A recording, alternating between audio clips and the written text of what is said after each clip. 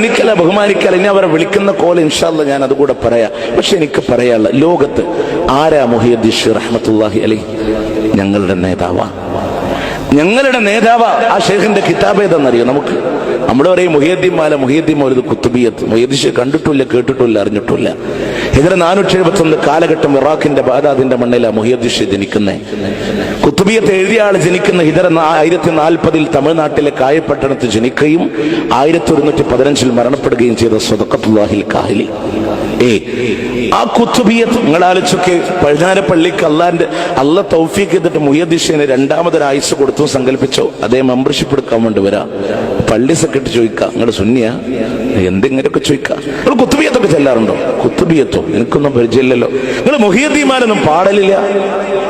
എന്റെ പേരിലൊരു മാല. നിങ്ങൾ വഹാബിയാണല്ലേ, നിങ്ങൾ മുജാഹിദല്ലേ, പൊക്കോ അങ്ങോട്ട്. അവിടെ അപ്പുറത്ത് വല്ല കുന്നോളത്ത് വല്ല സലഫി പള്ളി ഉണ്ട്, അവിടെ പൊയ്ക്കോ, ഇവിടെ മെമ്പർഷിപ്പ് ഇല്ല എന്ന് പറയൂല്ലേ? ഷെയ്ഖിനോട് പറയൂല്ലേ? ആ ഷെയ്ഖിന് പോലും പരിചയമില്ല. ഇല്ല. ഇനി ആരാ ഷെയ്ഖ് എന്ന് ഓർത്തൊക്കെ നമ്മൾ പഠിച്ചിട്ടുണ്ടോ ഷെയ്ഖിനെ? അദ്ദേഹത്തിന്റെ ഒറിജിനൽ പേരെന്താണെന്നറിയോ? അബ്ദുൽ ഖാദിർ എന്നാണ് അദ്ദേഹത്തിന്റെ പേര്. അല്ലേ? ഹസൻ റളിയല്ലാഹുവിന്റെ പരമ്പരയിലാണ് ഉമ്മ ജനിക്കുന്നത്. ഹുസൈൻ റളിയല്ലാഹുവിന്റെ പരമ്പരയിലാണ് വാപ്പ ജനിക്കുന്നത്. അവിടെ നിന്ന് ഇതാ യസീദിന്റെ ഭരണകാലഘട്ടം കടന്നു വരുമ്പോ ഭരണകൂടത്തോടുള്ള അസംതൃപ്തി കാരണം ആ കുടുംബം പോയി താമസമാകുന്നത് എവിടെയാണെന്നറിയോ? കാസ്മിയൻ കടൽത്തീരത്തുള്ള ജീലാൻ എന്ന് പറയുന്ന പട്ടണത്തിലാണ്. സ്ഥലം അവിടെ വെച്ചുകൊണ്ടാണ് അബ്ദുൽ ഖാദർ എന്ന പുന്നമോന് ജനിക്കുന്നത് എങ്കിൽ സ്ഥലപ്പേരിനോട് ചേർത്തുകൊണ്ട് അബ്ദുൽ ഖാദർ ജീലാനി എന്ന പേര് കിട്ടുകയാണ്. ചെറുപ്പത്തിലെ വാപ്പ മരിച്ചുപോയ യതീമായി വളർന്നു വന്ന പുന്നമോനെ പാഴ്സി ഭാഷയിലാണ് മാതാവ് പഠനം കൊടുത്തത് എങ്കിൽ ആ പൊന്നുമോനെ അറബി പഠിപ്പിക്കാൻ വേണ്ടി ഉമ്മ പറഞ്ഞേക്കുന്നത് എവിടേക്കാണെന്നറിയോ?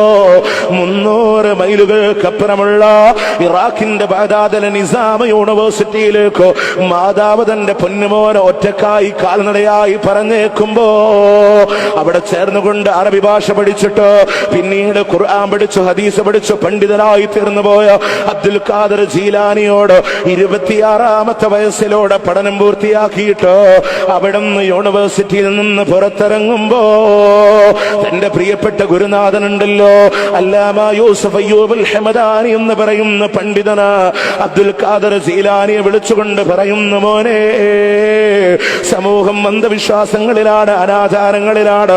അന്നിതാ ഉമവി കാലഘട്ടത്തിന്റെ പര്യവേഷണം നടന്നുപോയ കാലഘട്ടങ്ങളിലോട് പള്ളി മിമ്പറുകൾ പോലും ഭരണകൂടങ്ങൾക്ക് വേണ്ടി ഒത്താശ പാടുകയാ.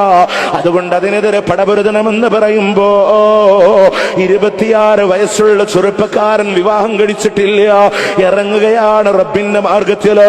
കവലകളായ കവലകൾ മുഴുവനും തൗഹീദ് പറയുകയാ. എങ്ങനെയെല്ലാം അല്ലാഹുവിന്റെ മാർഗത്തിലൂടെ ദഅവത്ത് നടത്താൻ പറ്റോ?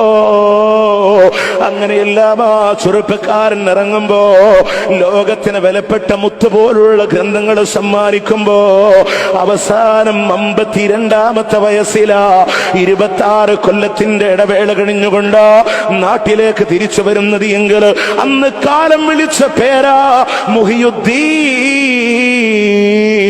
ദീനിന്റെ പുനരുദ്ധാരകൻ എന്ന.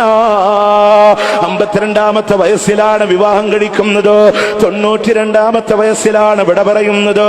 ഈ കാലഘട്ടത്തിനിടക്ക് 4 വിവാഹമാണ് കഴിച്ചത്. 22 പെൺമക്കളും 27 ആൺമക്കളുമായി 49 മക്കളുണ്ടായിരുന്നു ഷെയ്ഖിനെങ്കിൽ അവസാനം 92ാമത്തെ വയസ്സില് റബീഉൽ ആഖിർ 11 വൈകുന്നേരം ഈ ലോകത്തോടെ വിട പറയുന്ന ഘട്ടത്തിൽ വുളു എടുത്തുകൊണ്ട് മരണത്തിന്റെ കിടക്കയിലൂടെ കിടക്കുമ്പോ മൂത്ത മകനും പണ്ഡിതനുമായ ഷെയ്ഖ് അബ്ദുൽ വഹാബ് വാപ്പാനോട് വന്ന് ചോദിക്കുന്നു, വാപ്പാ, എന്തെങ്കിലും ഒരു വസിയത്ത് തരോന്ന് ചോദിക്കുമ്പോ ആ പിതാവ് പറയുന്നു, മോനെ, നിനക്ക് ജീവിതത്തിൽ ആശ്രയം കാണാനുണ്ടെങ്കിൽ അല്ലാഹനെ മാത്രമേ ആകാവൂ എന്ന് പറഞ്ഞ് ആ പണ്ഡിത കേസരിയെ മറന്നുപോയല്ലോ.